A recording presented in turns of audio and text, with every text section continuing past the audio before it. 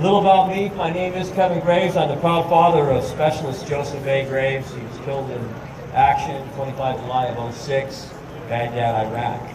We live up in the Bay Area. We live in Contra Costa County. I'm a staff sergeant, I'm a sergeant, I got promoted. I'm a sergeant first class in the National Guard. I served as a chaplain's assistant in the 185th MP Battalion. I joined the military after my son was killed. We also have a foundation called Some Gave All, the Joy Graves Foundation, where we support other families that are going through the grieving process and provide venues where they can come together and find that healthy path to grieving. It is truly an honor and a privilege to be here this morning. I want to thank everyone who worked hard to put this event together, and I won't name them because Norm did a great job of naming them earlier. But you guys all came together to further the mission. The mission is to honor the fallen. It is said that a person dies twice, once when he stops breathing, and again when his name is spoken for the last time. We are here to ensure that the fallen will not die again, that we say their names, and that they are not forgotten. There are some among us today, like myself and my family, that have paid that ultimate sacrifice for the decisions that our loved ones made. The decision to serve a cause much greater than themselves, to provide protection and freedom so we could do such things as gather here this morning. There are many differences among those of us that are survivors. Our loss may be a mother or a father, a brother or a sister, or a son or a daughter. The cause of death may be different, but the one thing that is not different is the loss, the void in our lives, and the pain.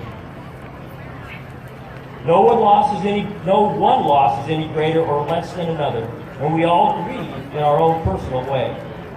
The important thing is that we do find a healthy path to grieving. We will do that for the rest of our lives. Participating in events such as this is one way that we can accomplish that. I want to acknowledge all the survivors and Gold Star families that are here today, and especially acknowledge the service and sacrifice of their own personal heroes. I have been asked to speak a little bit about my son, Specialist Joseph A. Graves, KIA, Baghdad, Iraq, 25 July of '06. I raised Joey as a single parent, and he was my only child, my only son. At the age of 17, senior in high school, he came home one day and said, "Yeah, I want to join the Army." I was pretty surprised by that because he was a 3.8 GPA, and we'd already been looking at colleges that he might attend.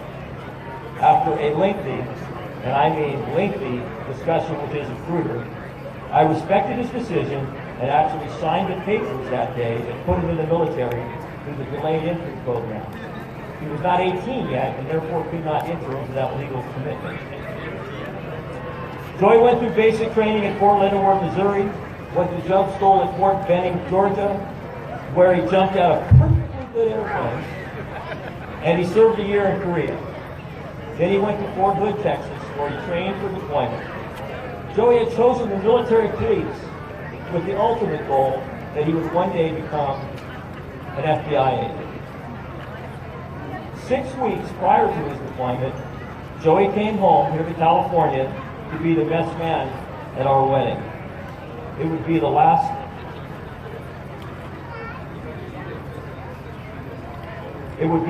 time that any of his family or friends had an opportunity to see him. He deployed to Baghdad, Iraq in November of 2005, where he worked many security details and escort missions. On 25 July, he was on an escort mission outside of Sadr City when they were struck by what the military called a well-orchestrated ambush. There was one casualty. My precious son Joey was killed instantly when he was struck with an EFB. Several hours later, back here in California, our world stopped turning by a simple knock on the door. Literally, a knock on the door. You see, Joy didn't like our doorbell, so he put a piece of tape over it so people would think it didn't work. It stays like that today. At the door stood Lieutenant Weeby, and Chaplain Reed. You immediately know why they are there, and you can't stop them from doing their job. They have to follow protocol. They have no answers, only painful facts. Next, you try and breathe. You just painfully try and breathe. After some time passes, you try to walk. And then eventually you breathe and walk at the same time. When does it become easier?